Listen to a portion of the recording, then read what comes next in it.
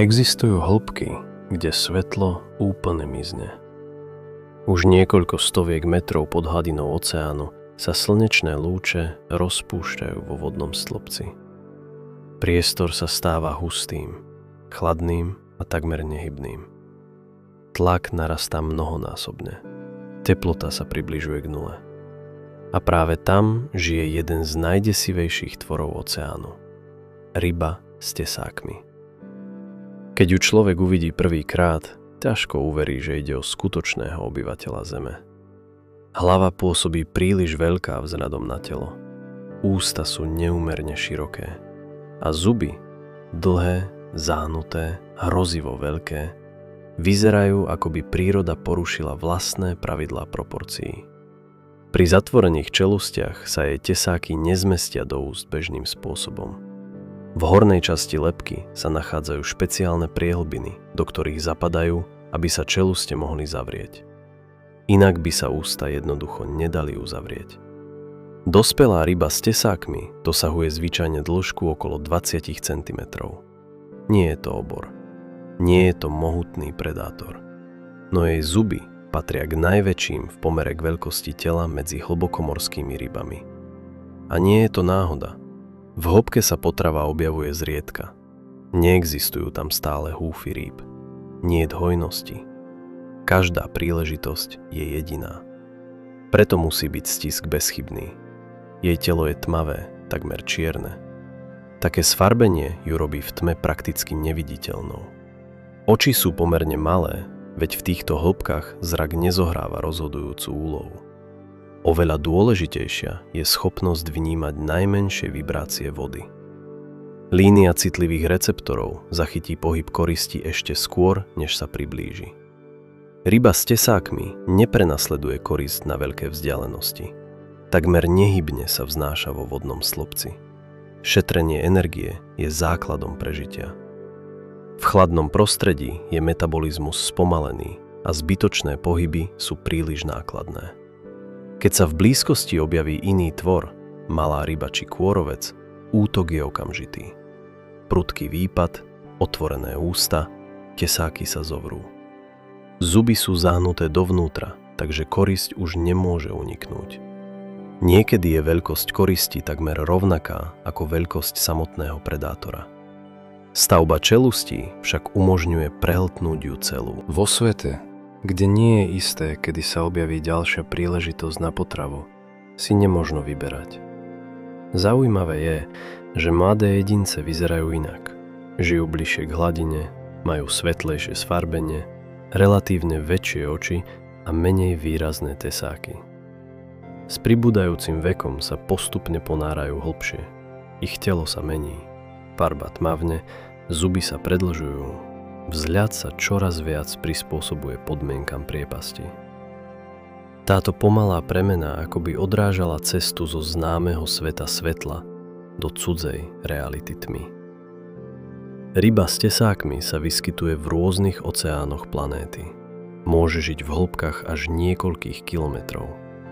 A napriek svojmu hrozivému vzhľadu nejde o agresívne monštrum, ale o výsledok prísneho, prirodzeného výberu. Každá jej vlastnosť je odpoveďou na hlavnú otázku hlbín. Ako prežiť tam, kde je takmer nedostatok zdrojov? A najpozoruhodnejšie je, že jej svet zostáva pre nás takmer úplne skrytý. V hĺbke 1000 metrov tlak presahuje 100 atmosfér. To znamená, že na každý bod tela pôsobí sila mnohonásobne väčšia než na povrchu. Pre človeka sú také podmienky smrteľné, pre väčšinu techniky ničivé. No pre rybu s tesákmi je to prirodzené prostredie. Jej tkanivá sú usporiadané inak, takmer neobsahujú dutiny naplnené plynom. Plávací mechúr je silne redukovaný alebo úplne chýba. Telo je tak odolné voči obrovskému tlaku, niet čo stláčať a deformovať. Kosti sú menej mineralizované než u mnohých povrchových rýb. Sú ľahšie a pružnejšie. Znižuje to energetické nároky a zvyšuje odolnosť voči záťaži. V hĺbke nie je potrebná mohutná kostra. Nepláva sa tam rýchlo na dlhé vzdialenosti. Dôležitá je úspornosť. Metabolizmus je spomalený. V studenej vode sa energia spotrebúva pomaly. Potrava sa trávi dlho. Prestávka medzi úspešnými lovmi môže trvať aj týždne. Organizmus je prispôsobený tomuto rytmu. Jej stratégia je trpezlivosť. Vo vodnom slobci sa vznáša takmer bez pohybu. Jemne koriguje polov plútvami. Pohyby sú minimálne. Každé svalové stiahnutie má svoj dôvod. V tme sa spolieha viac na citlivé orgány bočnej línie, než na zrak. Receptory zachytávajú vibrácie vody spôsobené pohybom koristi. Keď sa signál dostatočne priblíži, nasleduje krátky a presný výpad. Žiadne prenasledovanie, len okamžitý výpočet.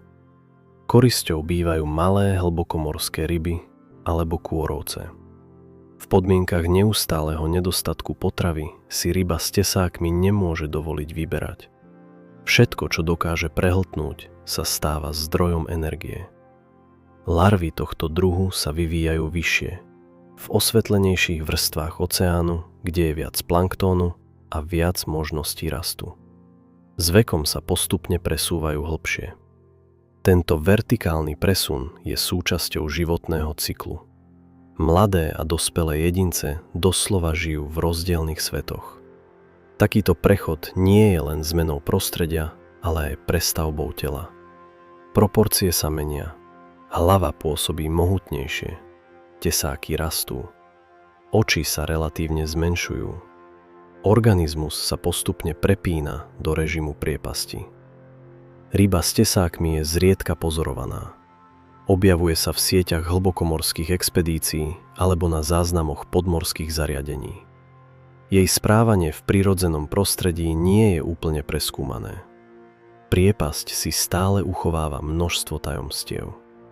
A predsa aj tie obmedzené poznatky, ktoré máme, ukazujú, že nejde len o zvláštneho tvora s desivým vzhľadom. Je to príklad mimoriadne presného prispôsobenia živého organizmu extrémnym podmienkam. Vo svete večnej tmy nie je miesto pre náhodu. Každý zub, každá kosť, každý pohyb je výsledkom prežitia tam, kde je život sotva možný.